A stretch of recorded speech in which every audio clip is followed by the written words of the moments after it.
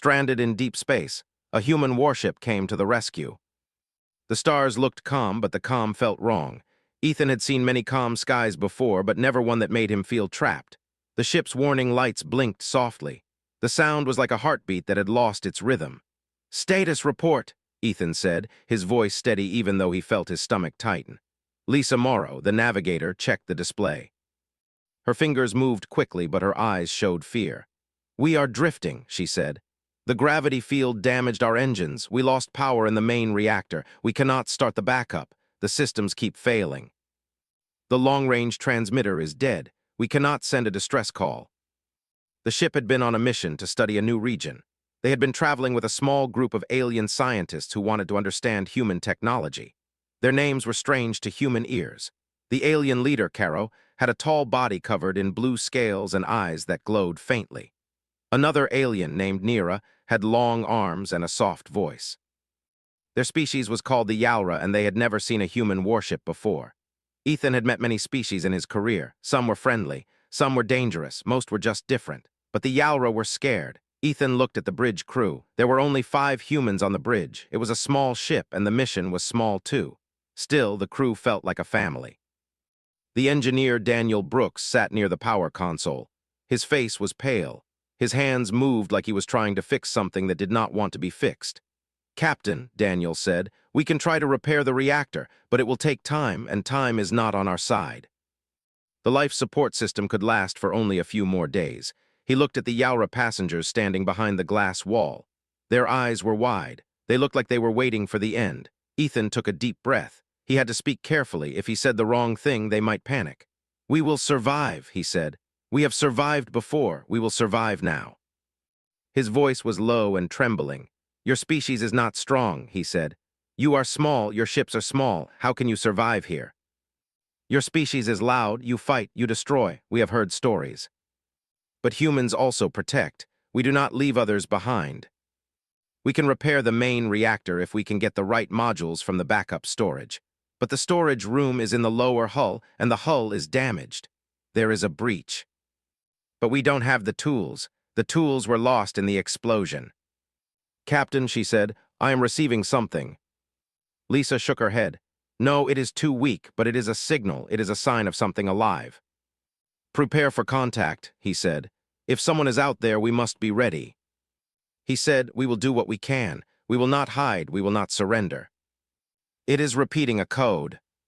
The ship drifted through the dark. The beacon pulsed. The hope grew. Then the bridge shook. A soft vibration ran through the ship. It was not a collision. It was not an explosion. It was a gentle push, like a hand touching a floating object. Ethan felt it in his bones. The ship was not alone. The signal became stronger. The pulse turned into a steady tone. Lisa's eyes widened. "Something is near," she said. "Something big." It looked like it had survived many battles. The ship was a warship. The bridge fell silent. Even the warning lights seemed to pause. Caro's eyes widened. "This is not a rescue," he whispered. "This is a hunter." Stories of huge ships that could destroy entire fleets. Stories of humans who fought with a cold, fearless style. But Ethan also knew that humans were not only fighters. Humans were survivors. Humans were protectors. The warship moved closer. Its engines were not loud, but the ship's size made the darkness feel smaller. The warship stopped near them. It did not attack. It did not fire. A voice came through the bridge speakers. It was calm. It was clear. It was human. "This is the warship Sovereign," the voice said. "We have detected a distress beacon. Identify yourself." "This is the exploration vessel Voyager's Hope," Ethan said. "We are stranded. Our power is out. We need help. We encountered an unstable gravity field. Our engines failed. We cannot move." Its crew was trained for war. The Yalra feared humans. Ethan could feel it in the air. Caro spoke softly. "You said you do not leave others behind, but this is a warship. They kill." The warship's lights shone on the Voyager's Hope like a giant star. The boarding team approached in small, armored shuttles. The shuttles looked like insects. They moved quickly and quietly. The Yalra stared at them, terrified. The shuttles docked with the Voyager's Hope. The airlock opened. Ethan stood near the airlock with his crew. He looked at the doorway. A human soldier stepped through. He wore heavy armor. His face was calm. His eyes were sharp. Behind him came more soldiers. They were not smiling. They were not angry. They were focused. The leader of the team stepped forward and removed his helmet. His face was strong and serious. His name was Commander Alex Carter. He looked at Ethan. He looked at the crew. He looked at the aliens. Then he spoke. "You are safe," he said.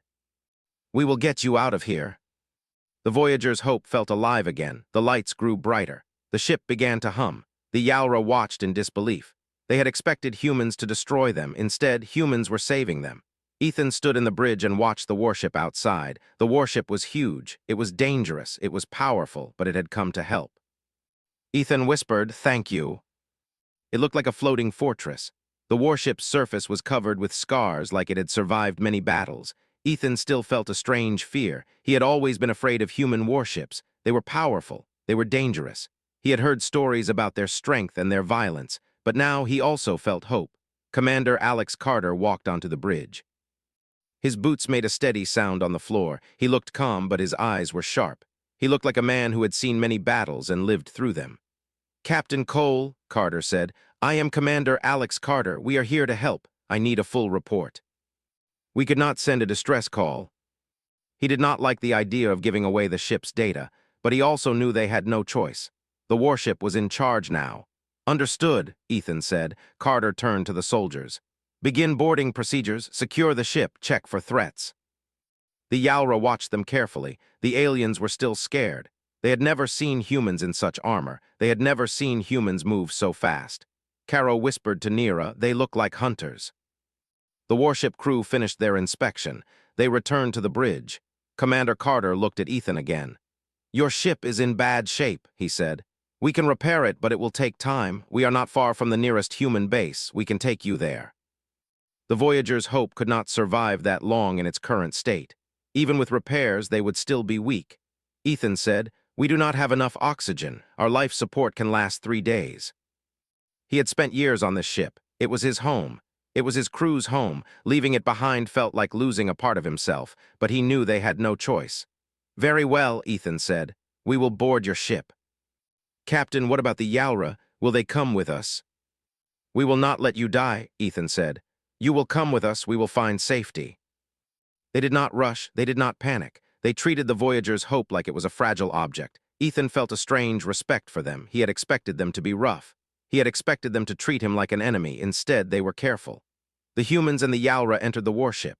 The inside was huge. The hallways were wide. The walls were lined with metal and lights. The air smelled like oil and metal. The warship was not clean. It was a ship that had been in war. It had scars. It had old repairs. It had marks from battles, but it was alive. Ethan walked with his crew. He looked at the soldiers. They looked like a unit. They looked like they trusted each other. He felt a strange feeling. He felt small. The warship's crew led them to a large room. It was a safe room. It was a place where the crew could rest. The room was filled with cots and supplies. Commander Carter stood in front of them. He looked at the humans and the Yaura. "Welcome aboard," he said. "You are safe now, but we are not alone." It showed several points of light moving toward them. "We detected something else," Carter said. "There are predators in this area. They are attracted to distress signals. They hunt ships like yours." "They are hunters." He had never heard of predators in space, but now he understood. The galaxy was not empty. It was full of danger. The warship crew began working. They moved quickly. They repaired the shields, they loaded supplies, they prepared the ship for travel. Ethan watched them. He noticed how they worked. They did not waste time. They did not argue. They simply did what needed to be done. It reminded him of a machine that knew its purpose. But it also reminded him of something else. A family. The warship's crew cared for each other. They watched each other's backs. They spoke quietly. They did not show fear. Ethan felt a new kind of respect. He had always thought humans were loud and violent, but now he saw something else. He saw humans who were strong because they cared. Nira watched the soldiers. She spoke softly to Caro. "They are not monsters," she said. "They are just different." They had only heard stories. Stories can be wrong. Ethan felt a sudden urge to protect the Yaura, not just because they were passengers, but because they were now part of his crew. They had trusted him. They had followed him. He looked at Commander Carter. "Why did you come here?" Ethan asked. Carter looked at him. "Because we received your distress signal," he said. "Because we do not leave anyone behind. Because we are human." But he did. The warship's engines started to hum. The ship began to move. The stars outside the window shifted. The ship moved through space like a powerful animal. The predators were still out there. Ethan knew it. He could feel it in the air. He wondered what kind of creatures could hunt a ship. He wondered how many ships had already been lost. He wondered if the warship could keep them safe. The ship moved faster, the stars blurred. The dark space seemed to move around them. Ethan sat in the bridge and watched the screen. He saw the points of light on the map. The predators were getting closer. Commander Carter stood beside him. He looked at the map. "We are not safe yet," Carter said. "We must keep moving. We must stay ahead." "How long until we reach a safe route?" The warship that had come to save them. He thought of the human soldiers who risked their lives to save strangers. He felt a strange pride. He did not know if he would live. He did not know if the warship would survive. But he knew one thing. Humans were not only fighters, they were protectors. And in the dark void of space, a human warship was moving like a guardian. The warship moved through space like a heavy animal. It pushed the darkness away with its engines. The stars outside the windows looked like small sparks flying past. Captain Ethan Cole stood in the bridge. He watched the map. The predator signals were still following them. The map showed many moving points, all closing in. Commander Alex Carter stood beside him. His face was calm, his eyes were focused. "How many predators?" Ethan asked. Carter checked the display. "3 confirmed," he said. 2 more possible." He thought of the small ship they had left behind.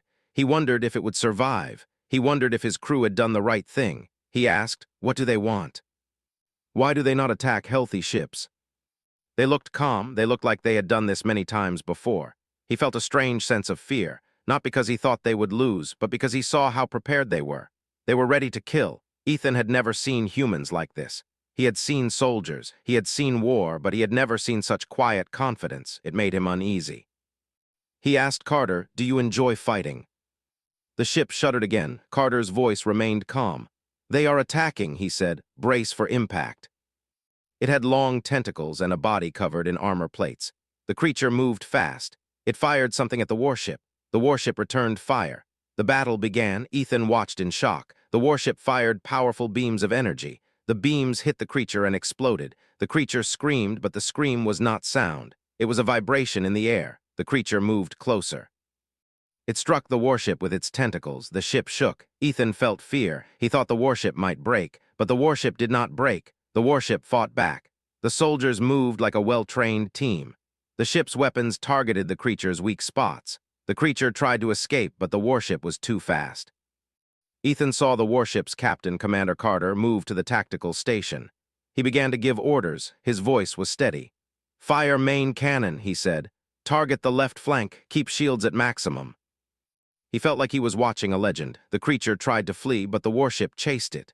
The warship fired again and again. The creature finally fell away into the dark. The warship had won. Ethan looked at Carter. "That was incredible," he said. Carter nodded. "It was necessary," he said. "We cannot let them get close." 2 more predator signals were still moving toward them. Carter said, "We will not stop. We will keep moving. They will keep chasing." They looked tired. They looked scared. Carol looked at him. "They killed it," he said. "They killed the predator." "They look like monsters," she said, "but they are not monsters." The stars flew past. The predators kept chasing. Ethan returned to the bridge. He saw the map. The predator signals were closer. Carter stood at the tactical station. He looked calm. He looked ready. Ethan asked, "How many more attacks?" The alarm sounded loudly. The lights flickered. The bridge shook. Carter's voice was calm. "They are here," he said. "Brace for impact."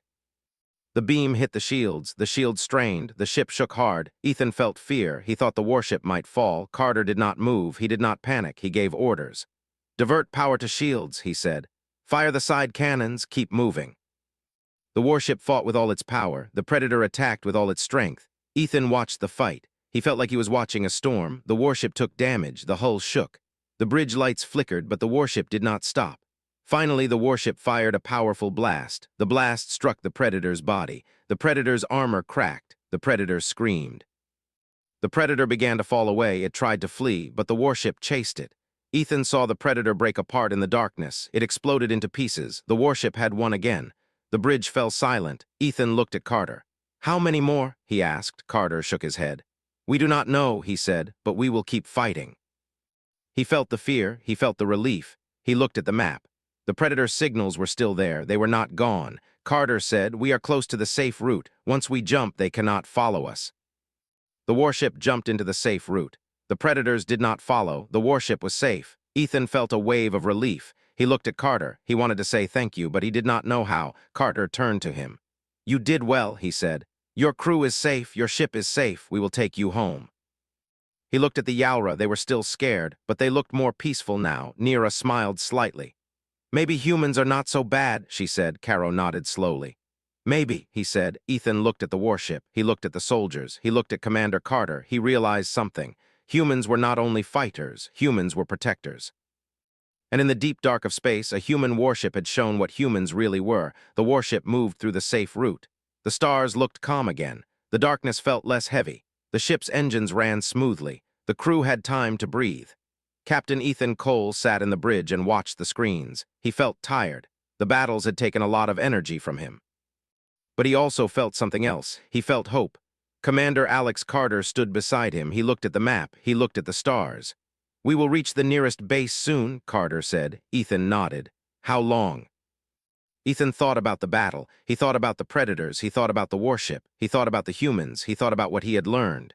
Humans were not only fighters, they were protectors. Ethan stood up. He walked to the safe room. He wanted to speak to the Yaura. He wanted to hear what they were thinking. He entered the room. The Yaura looked up.